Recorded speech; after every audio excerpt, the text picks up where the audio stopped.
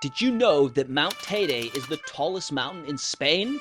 Bigger isn't always better, but it can certainly be the most impressive. In this video, we're going to look at the top 12 things on the largest island in the Canaries. So without further ado, let's get into it. Kicking things off to the north, we've got the Anaga Natural Park. This is the greenest area on the entire island of Tenerife and is one of the most beautiful places for hiking. Unlike all the islands to the east of Tenerife, there is lots and lots of greenery for you to enjoy. Walks through the forest, cactus and succulent plants dotting the cliffs. This is really a Jurassic area that is any nature lover's dream. The roads in the area are very tight, so don't underestimate how much time it's going to take you to visit the northern tip of the island. There's others on this list that you could live without seeing, but Anaga is one you definitely should make a top priority when visiting the island of Tenerife. Playa Amarilla has a left and a right hook that are going to leave your eyes broken. It has a mix of the best of the hiking world and of the underwater world. This is a fantastic place to go snorkeling and swimming, and also a really epic place to go for a hike and take in some beautiful sunrise views. And if that's not enough, just look at this epic terrain. It is unlike anywhere else you're going to find on the island. You can see here how these two worlds come together to make one of the most impressive coasts on the entire island of Tenerife. It is a fantastic spot if you got a camping car, because there's a great spot you can park up, do some early morning dives, late afternoon snorkels, and just soak in the best of this natural aquatic amphitheater.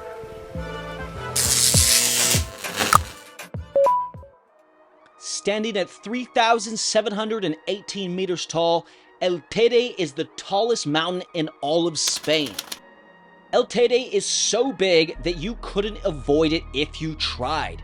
You can see it from everywhere around the island, getting different vantage points, and you can also see it from almost all of the other Canary Islands.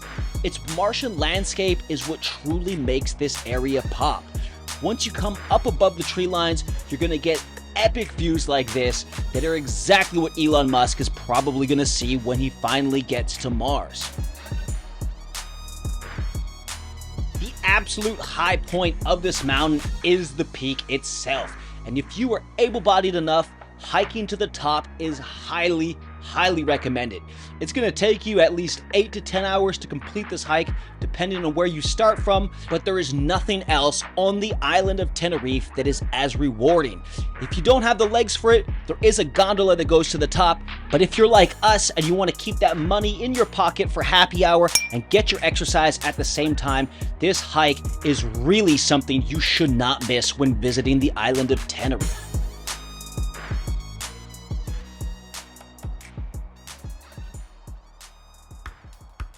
Puerto de la Cruz is the only city on the island of Tenerife that makes this list, and there are some fantastic reasons why. The best reason is that Puerto de la Cruz is a place that Canarians call home. Unlike some of the other towns on the island that are overcrowded with tourists, this beautiful city does not have any of those shenanigans. You can see here that there is a beautiful lagoon downtown, because the beach access can be very dangerous at certain times of the year. There's a small beach that you can see in the top left of this shot here, but the lagoon just speaks for itself, as it's a beautiful spot to spend an afternoon. Probably the best spot to park up with a van on the island. Puerto de la Cruz is a spot that has something for everybody, and like I said before, you got a beautiful view of Mount Teide in the background. The city is very easy to access, as it's hooked up to the beautiful highway system that'll bring you to Santa Cruz de Tenerife in about a half an hour. To the other side of the island, we have scuba diving, and whether you're a certified diver or you're just learning, the #1 dive site on the island is hands down Buffadero. This is a site where you're going to see more fish than you can count, and you're going to find all of Tenerife's main characters there, like eagle rays, butterfly rays, and angel sharks. Located only a 5-minute drive from Palmar and Los Cristianos, the reason this dive site is so good is because of the fish farms right beside. The fish farms produce a stink that is very attractive to all wild animals, including dolphins and whales that you can sometimes see if you're lucky enough when kayaking out to these fish farms. As for underneath the water, these animals are in abundance, and you cannot see this many species on one dive anywhere else on Tenerife.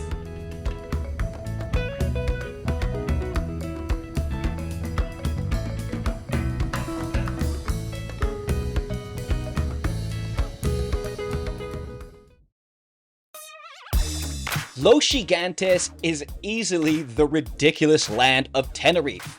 Sitting on the south coast of the island, this is easily the most impressive bit of coastline you're going to find anywhere in the Canary Islands. If you call a boat Titanic and you call some cliffs gigantic, they gotta live up to the name, and Los Gigantes certainly does.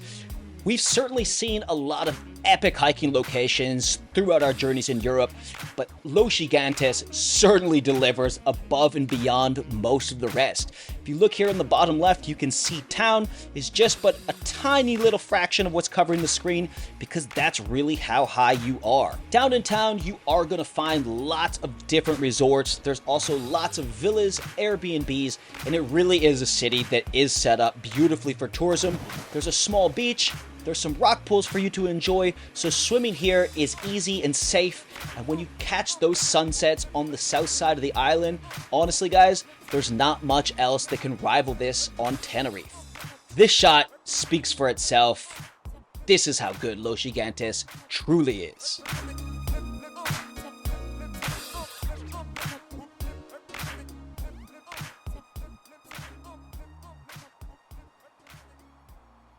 Continuing with coastline bangers, we've got the coastline of Teno Alto, which sits just behind Los Gigantes.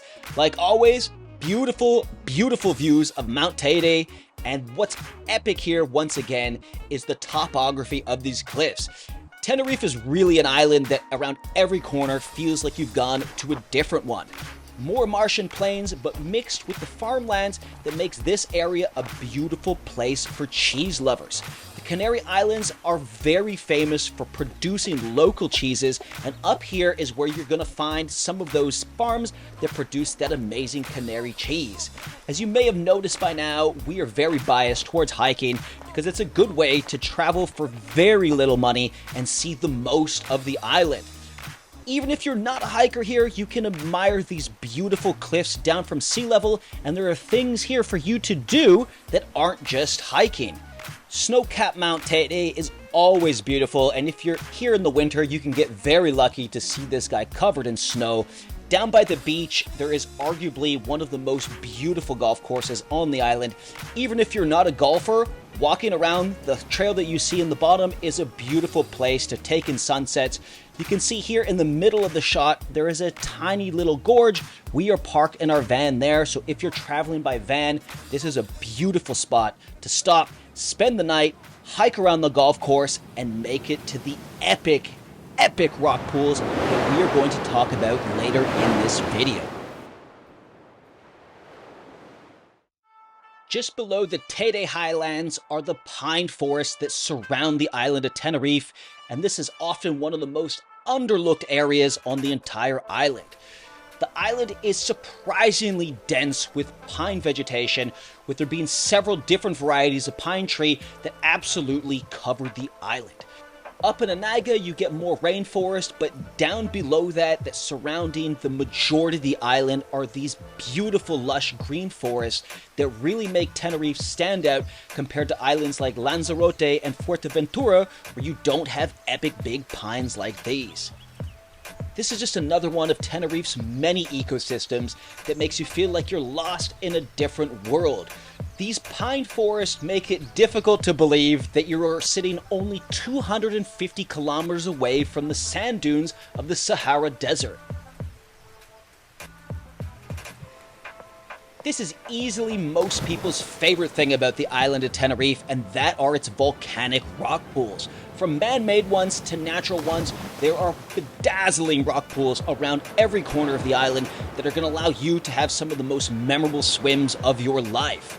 Because the coastline is very rocky and there can be some very big waves, swimming here can be very dangerous. So if you don't want to have the last swim of your life, these rock pools are a perfect spot to spend an entire afternoon just enjoying the beach, relaxing, enjoying the ocean, and doing all the things that a tropical vacation is meant to be. You can see even towns like Garachico here have incorporated these rock pools into the infrastructure of the village, and many other locations around the island have put in ladders for you to easily get in and out of the water, making swimming these dangerous coasts as safe as possible.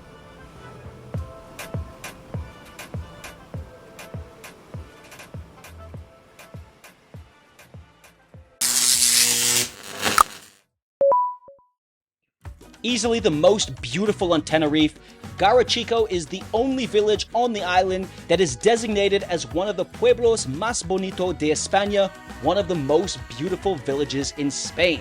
And from up here, you can easily see why. That beautiful colonial Canarian culture is on full display in Garachico, and although the village is this beautiful, it is not as visited as other popular spots on the island, which means you're going to get to enjoy the beautiful balconies and architecture of Garachico relatively undisturbed. The second best thing about Garachico, you can see here in the bottom right of the screen, is they've souped up some of the natural rock pools, making them easily some of the largest and most beautiful volcanic pools for you to swim in. Unfortunately, they are only open during the summer months. This was all filmed in late February when the sea is still too rough to allow visitors to swim through, but if you're lucky enough to be there in July and August, you gotta check out this beautiful village and its amazing rock pools.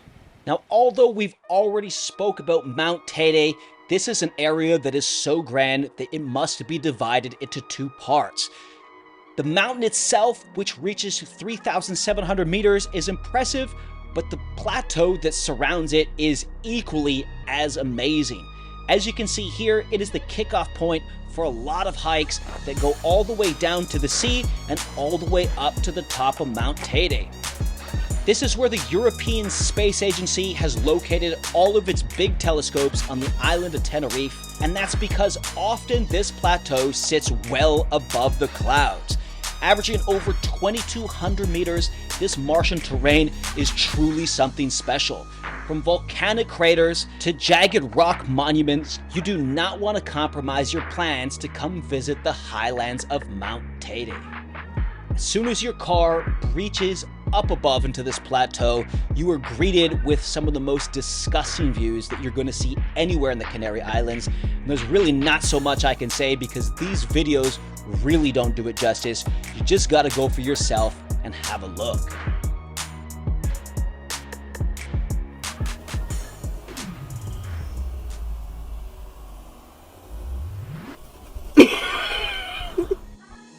Alright, and last but not least, we've got the beach of Playa de San Andreas that sits only 10 minutes north of Santa Cruz de Tenerife on the east coast of the island. This is easily the most beautiful sandy beach on the island, and as you can see from above here, it's got all the colors of a rainbow. Easily the best feature about the beach is that it is always protected from the elements. Since they built a large rock jetty that you can see in the bottom left of the screen, this is going to break up all the big waves when the conditions can be a little bit choppy on the Atlantic. This beach is always very safe for swimming, as it's going to be the calmest place on the island when the winds pick up. Parking is 100% free, and you have the beautiful village of San Andreas that you can visit here, so there's lots of things to do to keep you occupied for the afternoon. If you're traveling by camping car, this is a beautiful spot to spend the night because you can wake up early in the morning and have the beach all to yourself.